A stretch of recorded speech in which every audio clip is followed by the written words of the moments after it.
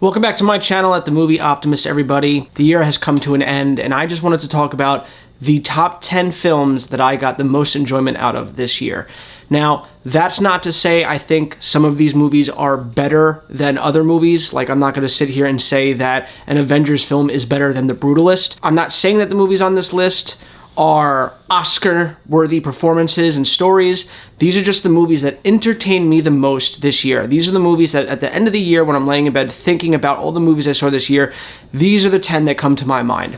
So, starting at the bottom at number 10, Abigail, a movie directed by the Radio Silence people that also did the Scream 5 and 6 films. This movie is essentially about a bunch of kidnappers that have to kidnap a child to get some ransom from her rich father, but ultimately discover that they have kidnapped a vampire and now they're locked in a house with her and she's picking them off one by one. This movie was just a really zany, fun, popcorn thrown in your mouth movie. I wasn't expecting how funny it was going to be. It merged the comedy and horror genre together really beautifully, and I thought all the performances were a lot of fun. It kind of plays like a murder mystery at one point.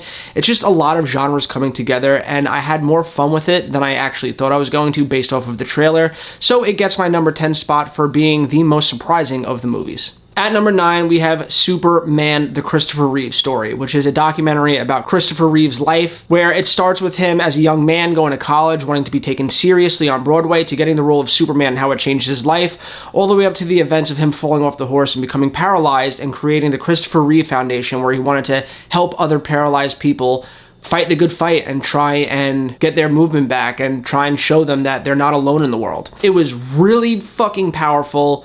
I mean, I'm an emotional movie watcher, and it had me tear up multiple times. It's just such a powerful story about how sometimes the will to persevere is stronger than science and what doctors tell you is capable. And I just thought it was a really inspiring story that everybody should watch at least once, so it gets the number 9 spot on my list. And coming in at number 8 is Wicked. I saw the Broadway play many years ago, and I liked it, but I never truly loved it. But I think I saw it at a time where I wasn't as invested in movies and performances and how even just Broadway plays are put together and how impressive it is. And I remembered everything about the play, but I remembered not loving it, so I was shocked when I walked out of this movie humming the tunes to this and just thinking it was one of the best films I saw this year.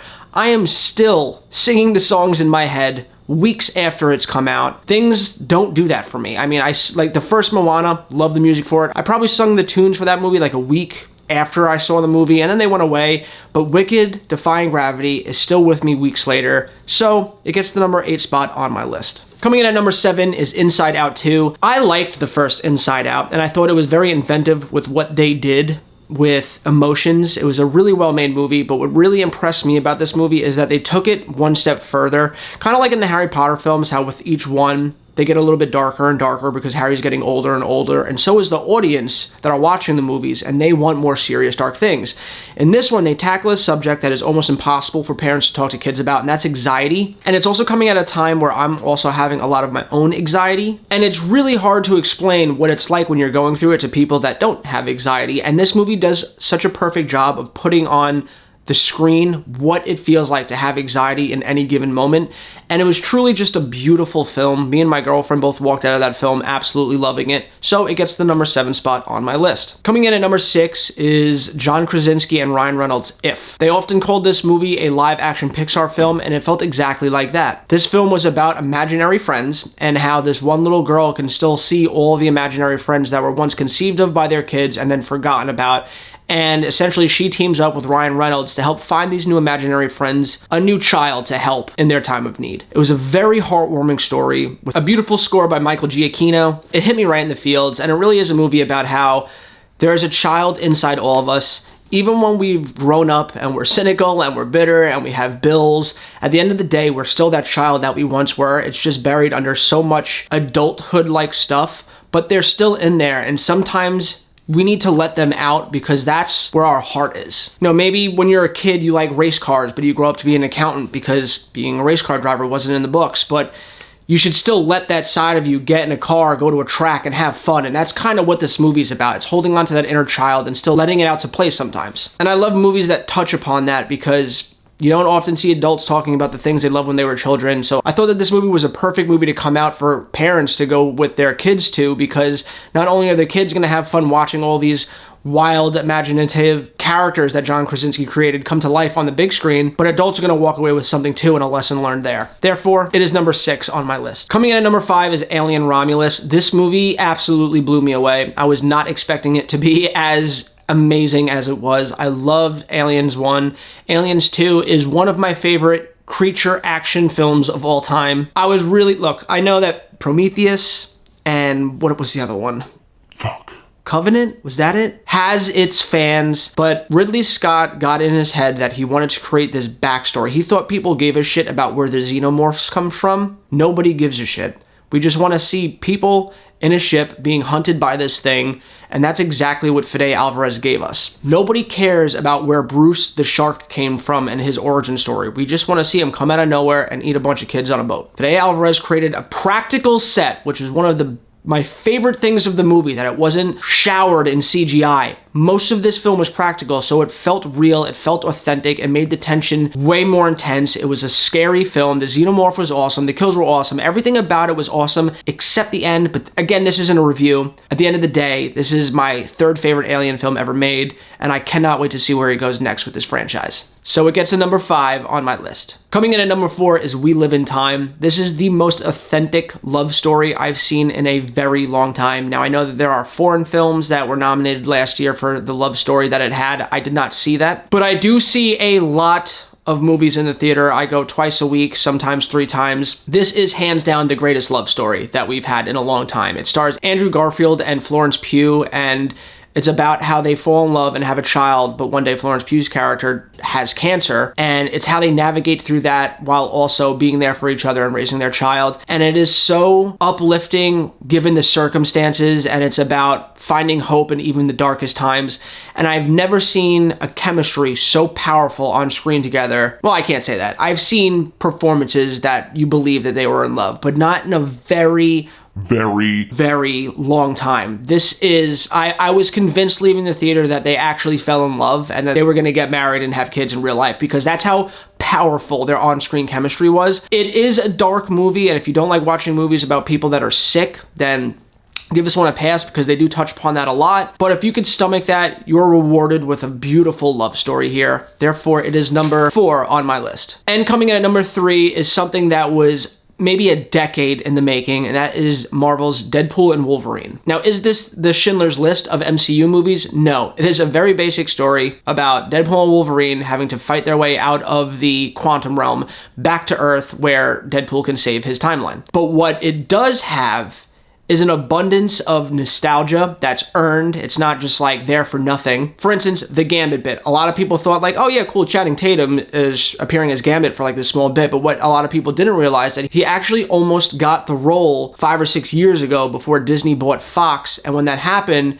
that deal was canceled, and Gambit is Channing Tatum's favorite comic book character of all time, and he came that close to playing it on the big screen. So this was kind of like a redemption story for him. This movie just had a ton of stuff like that. It paid tribute to the Fox universe. It paid tribute to the fact that Wolverine was the face of that Fox universe, and Hugh Jackman is so iconic, and getting to see him come out of retirement of the character, come back and act alongside the Merc with the Mouth Deadpool played by Ryan Reynolds, it was a perfect pairing. It's the perfect buddy cop movie where you have these two people that are complete opposites, yet they attract, and it makes for a great bromance on screen. I've watched this movie so many times. The fight choreography is amazing. The action set pieces is awesome. The movie is so funny, and it's so heartfelt.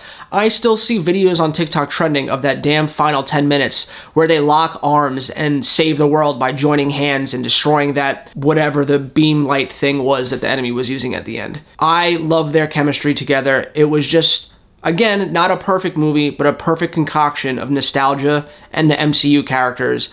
I can't express how much I love this movie. Therefore, it's my 3rd favorite of the year. Coming in at number 2 is Dune Part 2.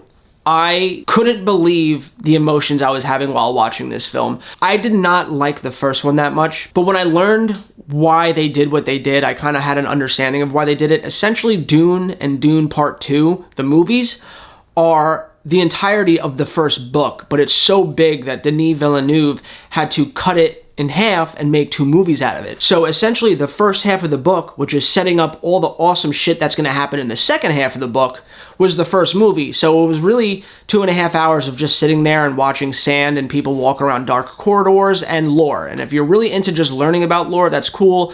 Me, myself, I'm like an ambient entertainment type of person. I grew up watching Indiana Jones. This is gonna sound crazy, but like I need excitement. I need excitement at least once every act of a film to like transition to the next act. If I'm sitting there for 2 hours and it's just people sitting in rooms talking, those movies aren't for me. I'm not saying they're bad movies, but I like when things are exciting. The movies to me are always about entertainment. I want to be entertained. I want to go on an adventure. I want to see swashbuckling heroes battling bad guys and pirate ships crossing the sea, dinosaurs eating people. I love the old school Spielbergian stuff. So the first one was kind of boring to me, but then the second one came out and it was one of the greatest cinematic achievements that I've ever seen. It is so epic and grand in scale, and the cinematography is some of the most beautiful work of art I've ever seen from Greg Fraser. Even in the scenes where things were boring, it's like he just understood this time around, and they're just so epic to look at. And that final half hour where Timothée Chalamet, Paul Atreides, Elisa Argaib leads the Fremen into battle against the Baron, it's just so epic. Like heart racing, on the edge of your seat, gripping the seat, epic. And I've watched it a ton of times since it's come out on Blu-ray. I can't get enough of this movie. It truly is one of the greatest science fiction films I've seen in the last 10 years. So it gets my number 2 for 2024. And coming in at number 1, I know a lot of people are probably gonna have problems with this. Again, I am not saying that this film is better than Dune. I'm not saying that it's better than The Brutalist. I'm not saying that this is an Oscar-nominated performance or a story or, again, even the best film of the year. But this is the film that when I walked out of it, I had the most fun watching this year. It was the perfect cocktail of everything that I love about cinema wrapped into one movie, and that is The Fall Guy with Ryan Gosling and Emily Blunt. I love action movies, so the fact that this movie was literally a testament to stunt performers in action movies about a guy trying to unravel a mystery about a missing actor with a love story, it was just everything I love about movies in one. Great chemistry between Ryan Gosling and Emily Blunt. The action and stunts are next level, awesome, over the top. It's just perfect, no shaky cam. The choreography is beautiful. The way they film all the fight scenes is beautiful. I was hysterical laughing through most of it. The old school retro 1980s soundtrack is one of my most favorite music choices that they put in movies. The mystery was engaging, the story was engaging. At the end of the day, laying in bed, when I think, what is the movie that I've thought about the most this year? The movie that I've watched the most since it's coming on Blu-ray?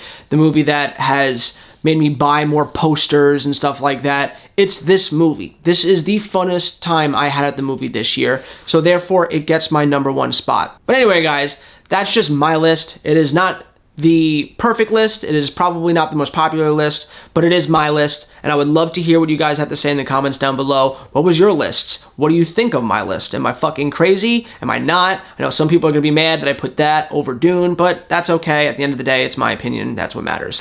Anyway, guys, I hope you had a great 2024. Here's to 2025. I hope all of you guys have success in whatever your endeavors are in life. And as always, guys, I hope you have a great rest of your weekend, and I'll catch you next time.